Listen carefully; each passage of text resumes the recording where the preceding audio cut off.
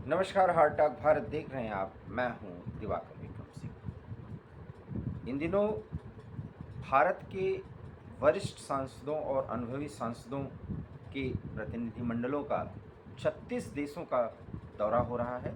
Operation सिंदूर के बाद पाकिस्तान के गलत नैरेटिव और प्रोपेगेंडा को काउंटर करने के लिए और भारत का पक्ष मजबूत करने के लिए कि उसने आतंकवाद के खिलाफ कार्रवाई की है, न कि कोई युद्ध लड़ा है या किसी देश की सीमा को लांघ करके अंतर्राष्ट्रीय नियम कानूनों का उल्लंघन किया है। और इसके संदर्भ में जो कुछ भी अभी तक किया गया उससे इतना तो तय है कि पाकिस्तान ने हमारी नकल पे अपने प्रधानमंत्री सहित कई नेताओं को इसी तरीके के प्रोग्राम के तहत उन देशों में भेजा, लेकिन वहाँ उसको उतनी सफलता नहीं मिल रही है। यहाँ तक कि मौलाना मुनीर और वहाँ के प्रधानमंत्री शहबाज शरीफ जब ईरान पहुँचे, जो कि भारत का मित्र देश कहा जा सकता है और पाकिस्तान का तो अति मित्र देश कहा जा सकता है, लेकिन उसने भी पाकिस्तान को साथ लेकर के इजराइल के खिलाफ बड़ी मुहिम चलाने की बात कही। लेकिन जब भारत की बात आई तो ईरान ने सिर्फ दोनों देशों को बातचीत करके मुद्दे का हल निकालने के लिए आग्रह किया। हालांकि ऐसा माना जा रहा है कि ईरान ने पाकिस्तान को नसीहत दी। मैं इस बात से सहमत नहीं हूँ। वो किसी अन्य मुद्दे पर उसका वर्णन आएगा तो चर्चा करूँगा। लेकिन आज का जो मुद्दा है वो ये है कि चाहे शशि थरूर हों या भाईजान या गुलाम नबी आज़ाद या सुप्रिया सुले, इन सब के काम कुछ इस तरीके से हैं कि अपने अपनी पार्टियों में जो इनकी विचारधारा है या जो इनकी सोच है और राष्ट्र के स्तर पर और कम से कम किसी दूसरे देश के आक्रमण की स्थिति में, आपत्ति की स्थिति में जिस तरीके से सब इकट्ठा हो जाते हैं और एक साथ सरकार के साथ मिलकर के काम करते हैं, वो सब कुछ ये सांसद कर रहे हैं। लेकिन शशि थरूर कुछ ऐसा कर रहे हैं जो न तो कांग्रेस पार्टी को अच्छा लग सकता है और न ही राहुल गांधी को, क्योंकि शशि थरूर और राहुल गांधी के संबंध पिछले 6 महीनों से और खास करके 1 साल से ज़्यादा खराब हुए। कारण ये था कि शशि थरूर कुछ ऐसी नीतियां कांग्रेस की और प्रधानमंत्री के संदर्भ में कुछ ऐसे राहुल गांधी के बयानों का बहुत ज़्यादा समर्थन नहीं कर रहे थे और इसके संबंध में वो सरकार के खिलाफ आलोचनात्मक तो हो रहे थे, लेकिन उसके मुद्दे कुछ और होने चाहिए और उसका तरीका बहुत ही जिसको कहते हैं कि प्रिसाइज्ड होना चाहिए। उस आधार पर वो किसी भी आलोचना के पक्षधर थे जिसका समर्थन राहुल एंड टीम नहीं कर रही। और इसके बाद शशि थरूर नेहरू गांधी परिवार के गुड बुक में नहीं रहे। उनके साथ साथ मनीष तिवारी को भी लिया जा सकता है, जो इन दिनों इस प्रतिनिधिमंडल के साथ गए हुए हैं। शशि थरूर की पूरी भूमिका अमेरिका सहित और आज पनामा और पनामा के आगे भी अभी एक राजनयिक के तौर पर या राजनयिक प्रयासों के लिए जो भी भूमिका हो सकती है, जो भी आगे का काम सरकार की तरफ से दिया जा सकता है, वो बेहतर तरीके से करेंगे, बखूबी अपनी भूमिका निभाएंगे। लेकिन शशि थरूर ने भारत के राष्ट्रीय राजनीति, साथ ही साथ भारत की वैदेशिक नीति में पिछले 11 सालों से जो कुछ भी प्राप्त किया गया है, उसमें एक नई धार और दिशा और दशा उसकी तय करते हुए नज़र आ रहे हैं। मतलब और मायने साफ हैं कि प्रधानमंत्री नरेंद्र मोदी की जो एक सोच थी इस आपत्ति के काल में, और आपत्ति ही कह सकते हैं क्योंकि हम किसी दूसरे देश के साथ संघर्ष की स्थिति में हैं, क्योंकि ऑपरेशन सिंदूर अभी भी रुका नहीं है।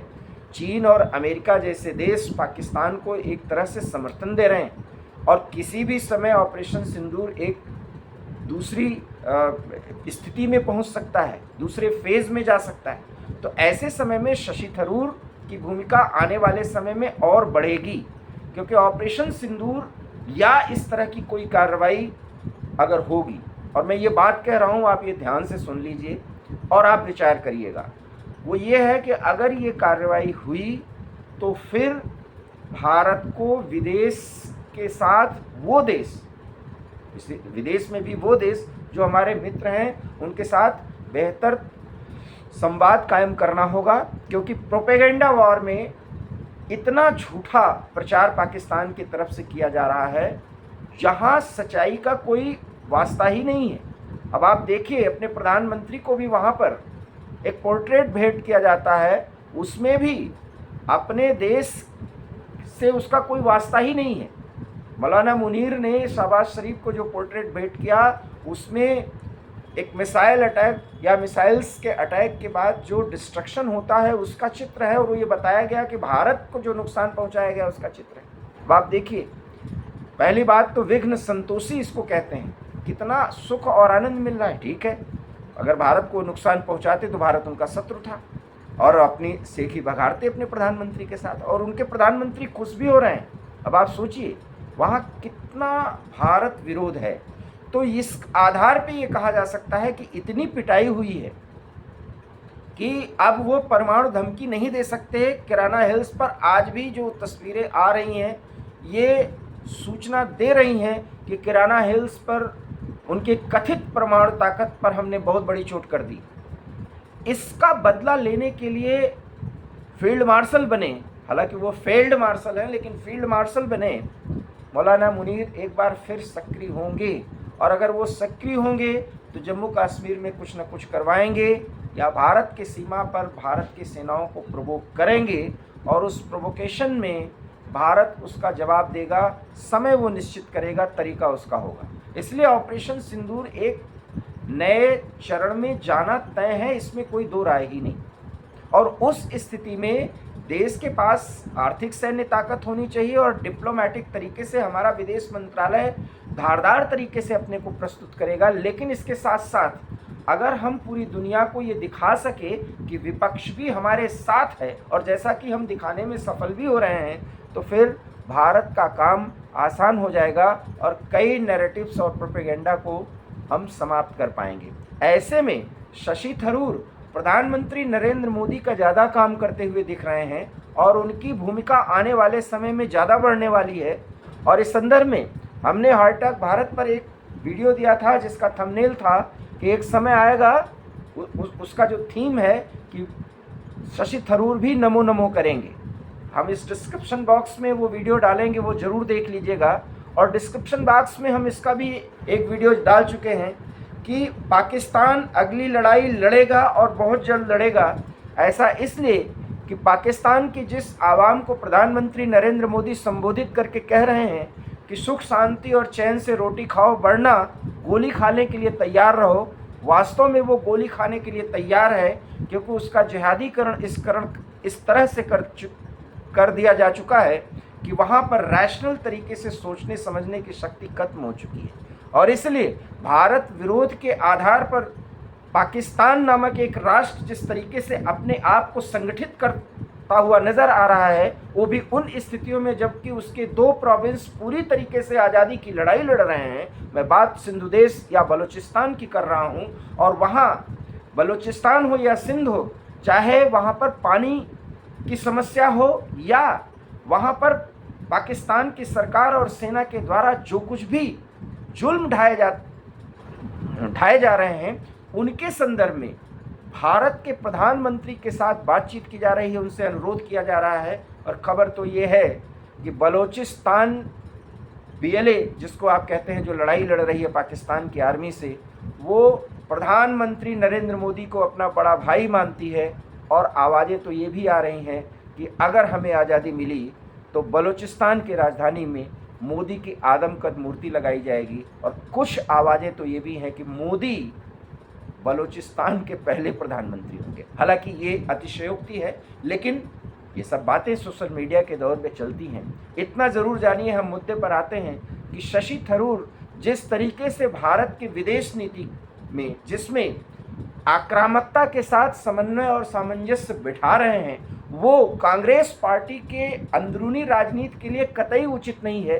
क्योंकि कांग्रेस पार्टी वैसे ही मुश्किल में फंसी हुई है कि वो कोई भी आलोचनात्मक पक्ष ढूंढ ही नहीं पा रही है, और कुछ न कुछ वो सबूत मांगने की कोशिश करते हैं, लेकिन उन्हीं के सांसद जिस तरीके से इन सब पर रोक लगाने की कोशिश करते हैं वो राहुल गांधी या वर्तमान अध्यक्ष खरगे जी को अच्छा नहीं लग रहा है।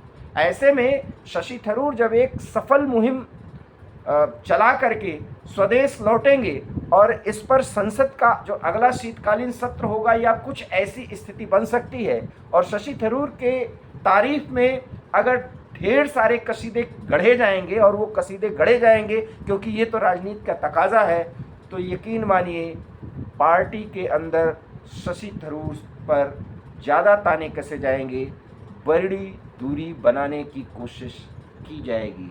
क्या उसका केरल तक असर होगा और भारतीय राजनीति में विपक्ष को साधने की प्रधानमंत्री नरेंद्र मोदी के मास्टर स्ट्रोक की क्या आगे स्थिति होगी? कौन कौन से वो सांसद संसद में चर्चा के दौरान सरकार की हाँ में हाँ मिलाएंगे, ये तो आने वाला समय बताएगा। लेकिन इतना ज़रूर है कि शशि थरूर ने वो काम कर दिया है जिससे राहुल का काम बहुत हद तक तमाम हो गया है और मोदी की कई मुश्किलें बहुत अच्छी तरीके से हल हो रही हैं। आने वाले समय में शशि थरूर हो सकता है, हालांकि ये बात आप तय करिए और इस पर कमेंट ज़रूर करिएगा, वर्तमान विदेश मंत्री के साथ कंधे से कंधा मिलाकर आई हुई चुनौती का सामना करने के लिए अपने अनुभव को राष्ट्र के लिए समर्पित करते हुए देखें। इशारा काफ़ी है, आप समझ सकते हैं। एक बार फिर मैं इस बात को दोहरा रहा हूँ, बहुत जल्दी शशि थरूर नमो नमो का गुणगान करते हुए नज़र आ सकते हैं। आपको हमारा वीडियो कैसा लगा प्लीज़ इसे लाइक कीजिए, शेयर कीजिए, हमारे चैनल हार्ट ऑफ भारत को सब्सक्राइब कीजिए। बहुत बहुत धन्यवाद। नमस्कार।